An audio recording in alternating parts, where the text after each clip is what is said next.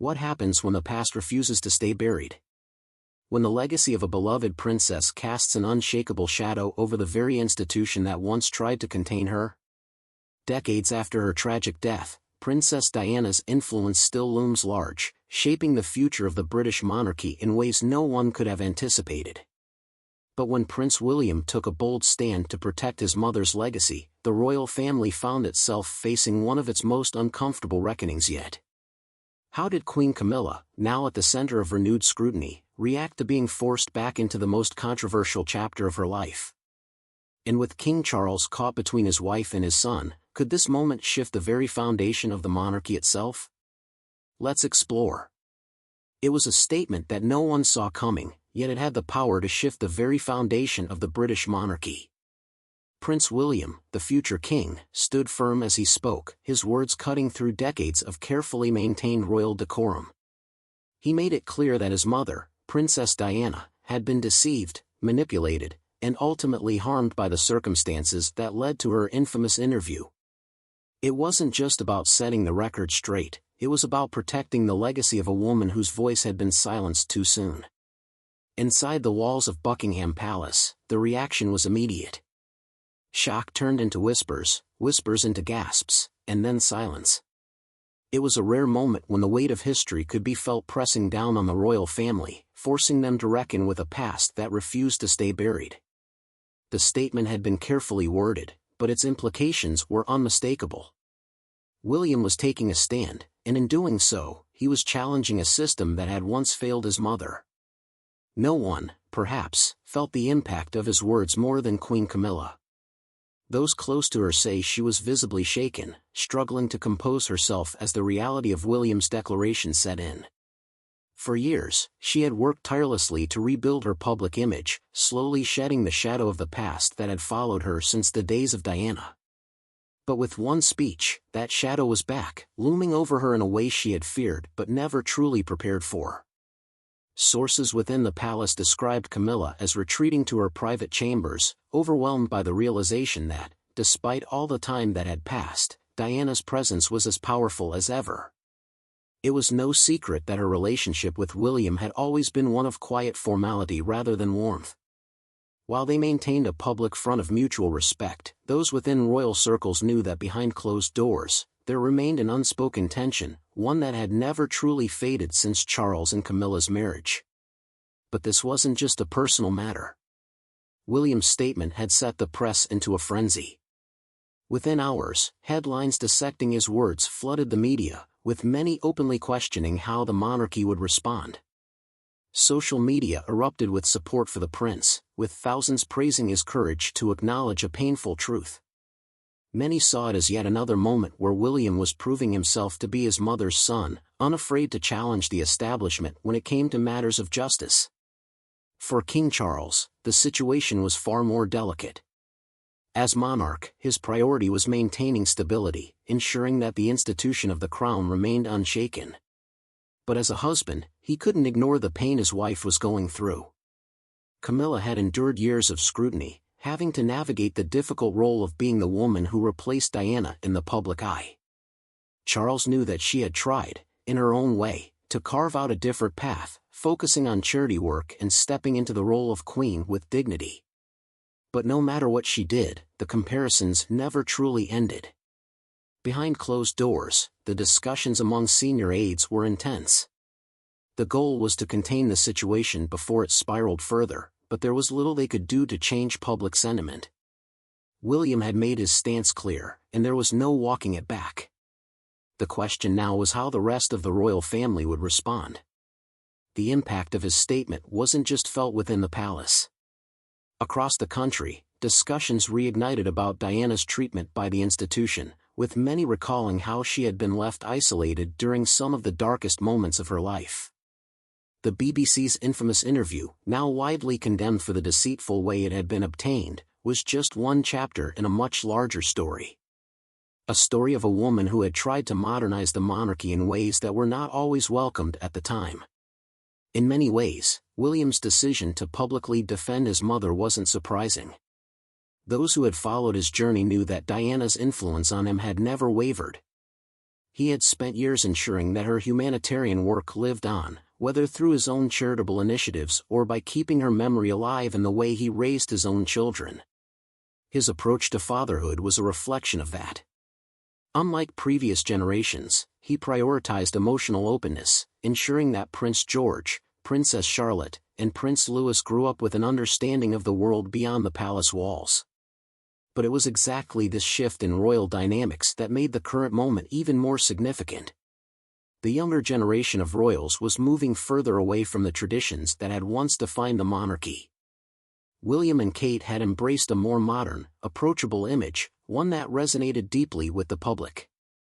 And while Charles had made efforts to modernize in his own way, the presence of Camilla still symbolized an era that many were unwilling to forget. Even among palace insiders, there were murmurs of concern about what this meant for the monarchy's future. William's growing popularity wasn't just about his personal character, it was about what he represented.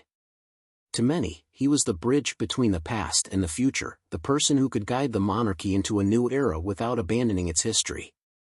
But with that influence came a reality that couldn't be ignored. The stronger William's position became, the more it put others in the royal family under scrutiny. Camilla, in particular, found herself at the center of a renewed wave of criticism. While she had gradually gained a level of acceptance, there were still those who viewed her as an unwelcome figure in the royal narrative. And now, with Diana's name once again dominating headlines, the criticism only intensified. Public sentiment wasn't just about her personal history, it was about what she represented in contrast to Diana's legacy.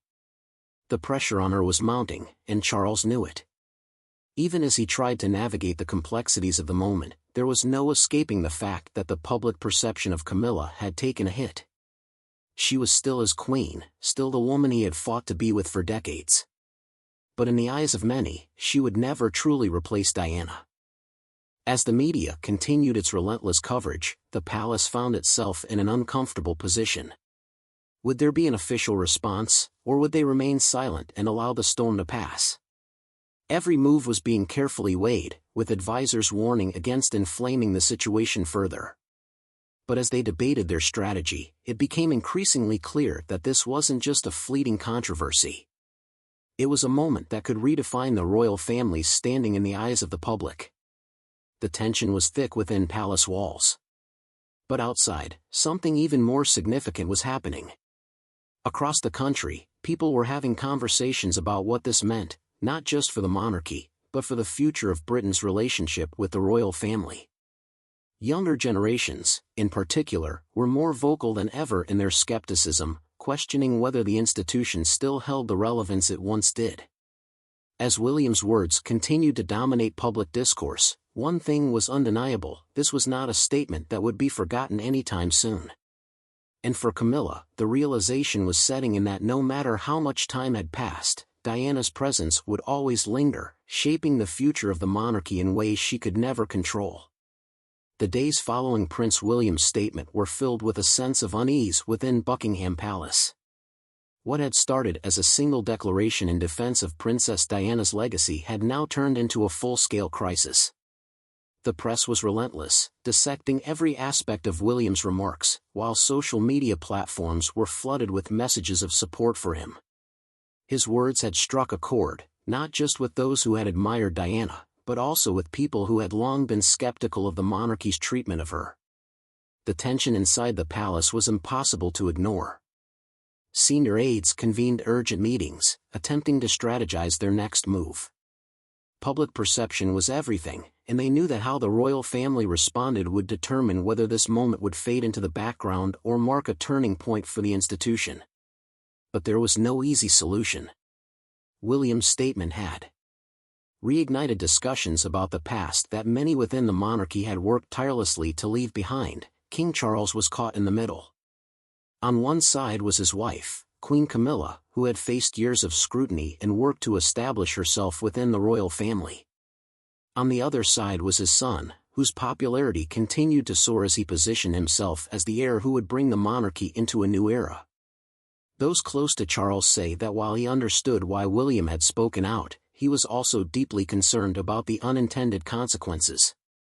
The monarchy thrived on stability, and this situation was anything but stable.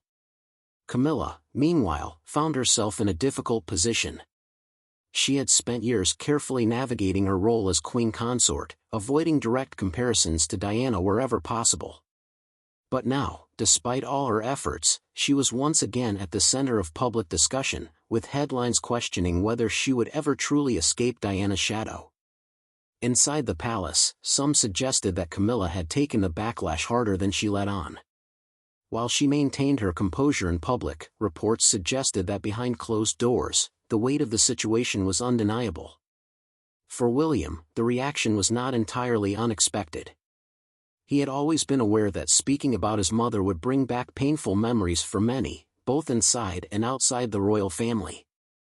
But this was never about stirring controversy, it was about setting the record straight.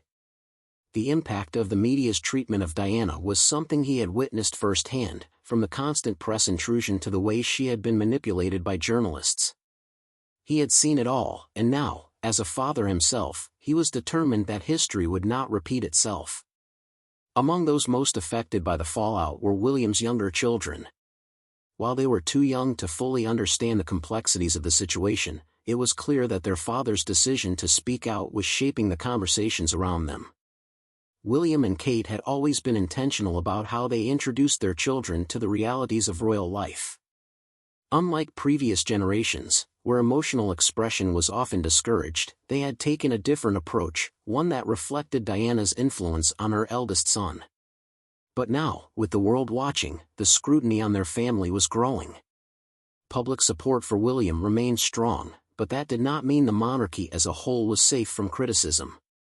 The discussion sparked by his statement extended far beyond Diana's legacy. Younger generations, in particular, were questioning the role of the royal family in modern Britain. Polls showed a growing divide between older and younger citizens, with the latter being less convinced that the monarchy was an essential institution. It was a shift that had been happening gradually, but moments like this only accelerated the conversation. Meanwhile, Prince Harry, watching from across the Atlantic, was reportedly conflicted.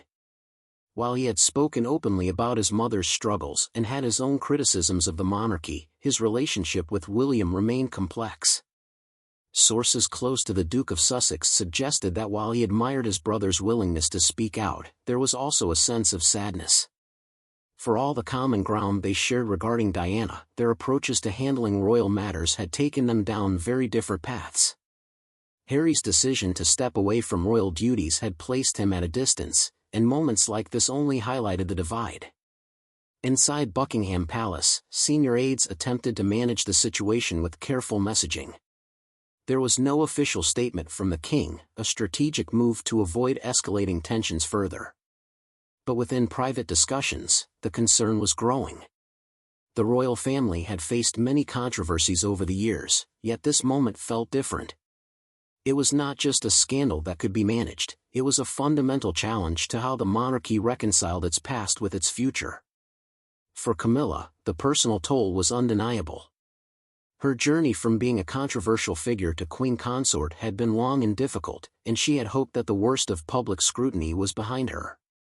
Yet Diana's name still carried an emotional power that no other royal figure could match.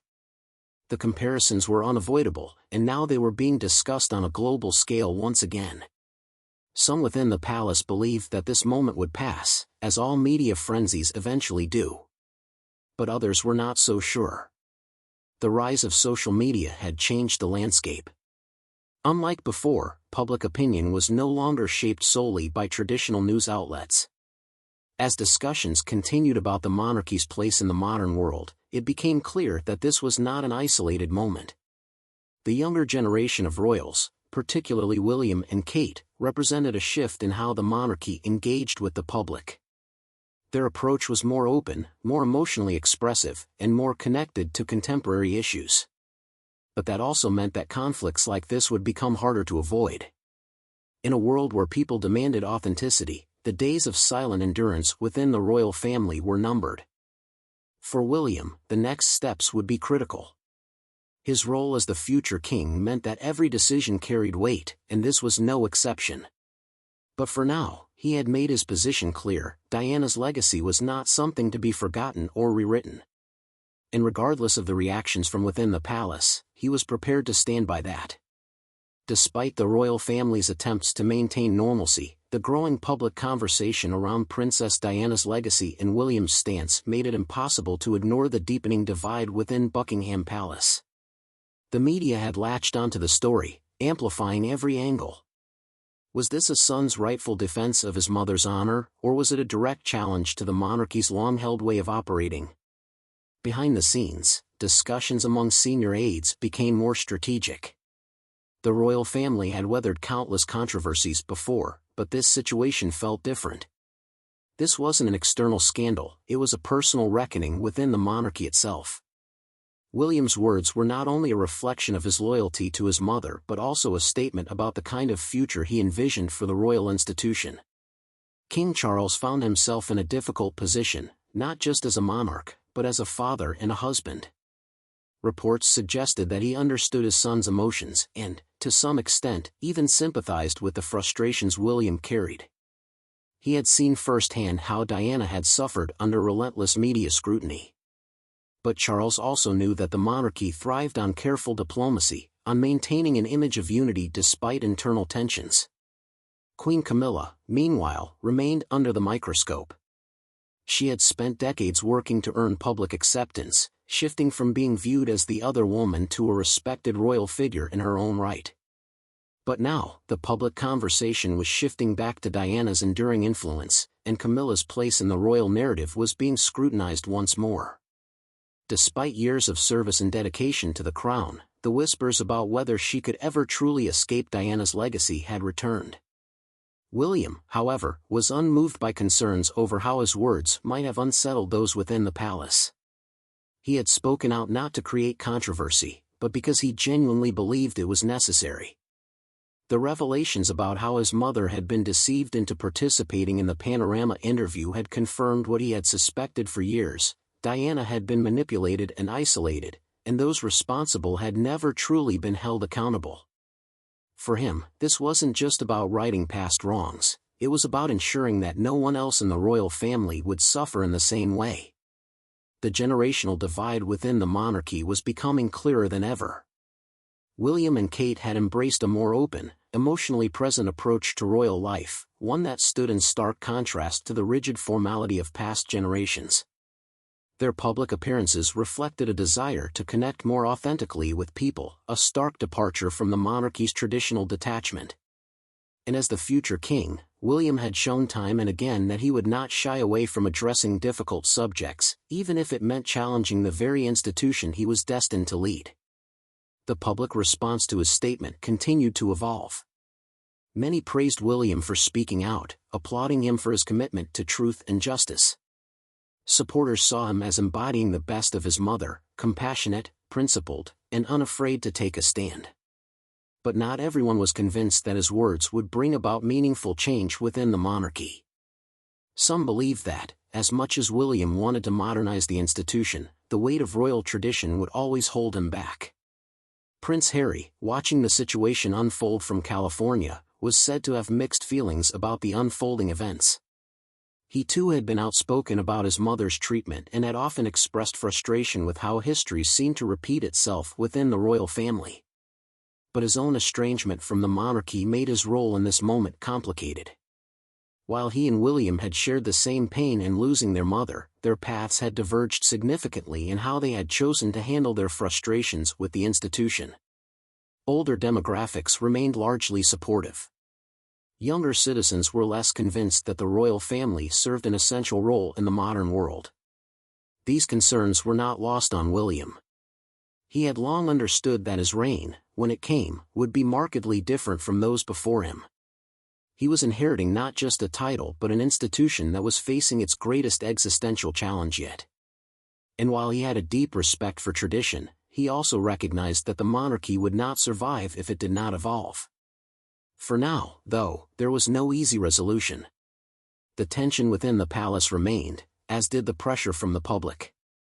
William had spoken his truth and, in doing so, had reignited a conversation that the monarchy had never been able to fully put to rest. And as the world watched, one thing was clear: Diana's influence had not faded, and her legacy continued to shape the future of the royal family in ways no one could have predicted. As the days passed, the discussions surrounding William's statement did not fade. If anything, they intensified. The royal family was now facing a moment that extended far beyond a single speech. What had begun as a defense of Diana's legacy had turned into a much larger conversation, one about the future of the monarchy, its ability to evolve, and whether it could ever truly reconcile with its past. Within Buckingham Palace, the divide between tradition and modernization was becoming more apparent. William's stance was not just about protecting his mother's memory, it was about setting a new precedent for transparency and accountability within the institution. For years, the royal family had maintained an approach of silence in the face of controversy, believing that dignity was best preserved through restraint. But William had chosen a different path, one that challenged the notion that the monarch should remain detached from public discourse. The contrast between William's approach and the old guard of the monarchy was evident. He and Kate had built their public image around relatability, often seen engaging with people in ways that felt far removed from the traditional stiffness of the royal institution. Their focus on mental health advocacy, modern parenting, and community engagement had won them widespread support, particularly among younger generations. But this shift did not come without resistance from within palace walls. King Charles had spent decades preparing for his role as monarch, understanding the delicate balance required to maintain public favor while preserving royal traditions. Now, with his son's growing influence, he faced a challenge that no amount of preparation could have fully accounted for. His leadership was being tested not by external threats but by the evolving dynamics within his own family. He recognized William's intentions, but at the same time, he understood the weight of history and the expectations placed upon the monarchy. Camilla, on the other hand, was facing a different kind of scrutiny. The renewed attention on Diana had reopened old wounds, and public discussions about the past inevitably led to revisiting her role in the breakdown of Charles and Diana's marriage. It was a reality she had long accepted: Diana's memory would always be a part of the public consciousness. But this moment felt different. The comparisons between the two women were once again dominating headlines, and despite her years of service and commitment to charitable causes, she found herself being defined by a narrative that she had worked hard to move beyond. For William, however, this was not about Camilla. His focus remained on his mother's legacy and ensuring that the mistakes of the past were acknowledged. His frustration with the media's treatment of Diana had never faded. And now, with the truth about how she had been deceived coming to light, he was unwilling to remain silent. The ethical breaches surrounding her infamous interview had reinforced what he had always believed: Diana had been isolated, manipulated, and let down by those who should have protected her. Meanwhile, the monarchy's relationship with the public was shifting. Support for the institution remained strong among older generations, but younger people were becoming increasingly indifferent. Many questioned whether the monarchy still held relevance in a modern society that valued accountability and transparency over tradition and hierarchy. William's decision to speak out resonated with those who believed that the monarchy needed to evolve to survive. Prince Harry, watching from the United States, had his own perspective on the matter. He had long voiced concerns about the media's treatment of his mother and the failures of the institution to support her. While he and William had taken different paths, their shared grief over Diana's loss remained a common thread between them. However, their differing approaches to royal life meant that while Harry had chosen to leave the institution, William was actively working to change it from within. Inside the palace, senior advisors debated how to respond. Some believed that issuing a statement acknowledging William's concerns would help ease tensions, while others warned that any official response could further fuel the controversy. The royal family had historically adhered to the philosophy of never complain, never explain, but in an era of instant media coverage and social media activism, silence was no longer a foolproof strategy. As discussions continued behind closed doors, the public discourse showed no signs of slowing down. Polls reflected the divide. While support for William remained high, opinions on the monarchy as an institution were becoming more polarized. Some viewed this as a necessary turning point, a moment that could push the monarchy toward long overdue reform. Others saw it as a sign of growing instability, questioning whether the royal family could withstand yet another period of public scrutiny. One thing, however, was clear: Diana's influence had not diminished.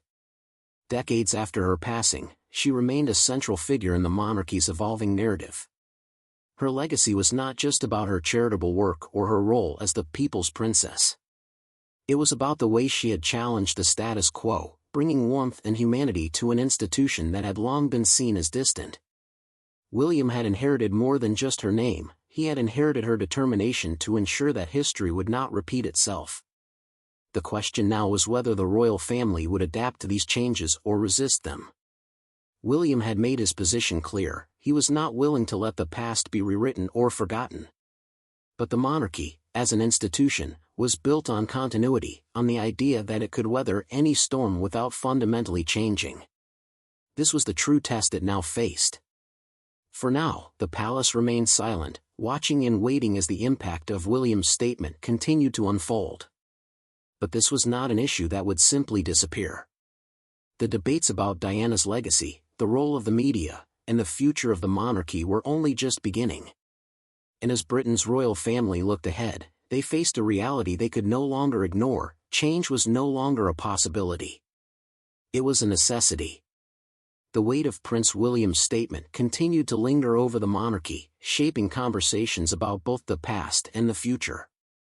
While Buckingham Palace had not issued an official response, insiders suggested that the royal family was well aware of the broader implications.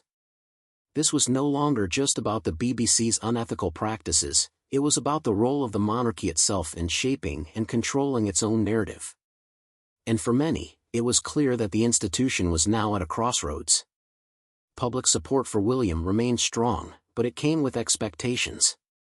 People were looking to him as the future of the monarchy, someone who could modernize the institution without compromising its legacy. His willingness to speak out about Diana's mistreatment resonated with those who had long believed the monarchy needed to adapt to survive in an era of increasing public accountability. Yet with that support came added pressure. Could William truly modernize the monarchy, or was he bound by the very traditions he seemed willing to challenge? For King Charles, the situation was becoming increasingly delicate. As monarch, his focus was on stability, ensuring that the royal family remained a symbol of continuity rather than division. But as a father, he recognized that his son's words carried emotional weight. Charles had spent decades rebuilding public trust, particularly after Diana's passing and his subsequent marriage to Camilla. While he had largely succeeded in repositioning himself as a stable, responsible leader, William's statements had inadvertently reopened wounds that had taken years to heal. The resurgence of Diana's influence in public discourse meant that Camilla, too, found herself once again under scrutiny. Despite her years of dedication to royal duties, there were still those who viewed her as a figure forever linked to the past scandals of the royal family. Reports suggested that while she maintained a composed public front, privately, the renewed attention had been unsettling. The idea that, even in death, Diana's legacy could overshadow her own contributions was something Camilla had come to accept. But this moment served as a reminder that history's memory was long and unrelenting. Meanwhile, William remained steadfast. For him, this was not about challenging the monarchy, it was about protecting his mother's truth. The relationship between William and his father remained complex. While there was no outright conflict, insiders suggested that there was an unspoken tension between the two. Charles had always been more reserved when it came to public controversy, preferring diplomacy and strategic silence over direct confrontation. William, on the other hand, was proving himself to be a different kind of future monarch, one who was willing to engage with difficult issues head-on, even if it meant making people within his own institution uncomfortable. For Prince Harry, who had been watching the developments from the United States, the moment was particularly significant. While he and William had taken different paths, their shared grief over Diana's death was something that still connected them. However, their methods of addressing the monarchy's shortcomings had diverged sharply. Harry had chosen to step away from the institution altogether, while William was working to reshape it from within. The question was whether their different approaches would ever allow them to find common ground again. With that, we have reached the end of today's video. If you've made it this far, please check out more videos on our channel.